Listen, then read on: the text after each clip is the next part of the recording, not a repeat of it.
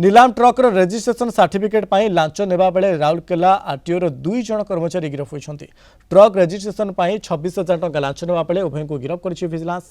गिरफ अभियुक्त मान हेले drilling clerk cum night watcher Niranjan Sandha एवं आईटी एग्जीक्यूटिव धर्मेंद्र कुमार बेहेरा। अभियोगकारी एक बैंक नीलामी दुईटी ट्रक क्रय करते। परिवहन विभाग नियम अनुसार से दुईटी ट्रक पर फ्रेश रेजिस्ट्रेशन सर्टिफिकेट जारी करने को राउरकेला आरटीओ कार्यालय आवेदन करते। हेले बारंबार अनुरोध सत्वे डीलिंग क्लर्क निरंजन सांधा आवेदन प्रक्रिया को आग को बढ़ाई नथिले। बरं प्रति ट्रक पर 13,000 टंका लेखाएं मोट 26,000 टंका लांच दाबी करते। अभियोगकारी ए संपर्क में ओडिशा विजिलेंस द्वारस्थ होगा पर विजिलेंस एक जाल बिछाई। योजना मुताबक अभियोगकारी 26,000 टंका लांच ग्रहण करुवा बेले निरंजन सांधा और सहयोगी धर्मेंद्र कुमार बेहेरा को काबू करा जायथिला। सेमानकठारु संपूर्ण 26,000 टंका जबत करा जायछि।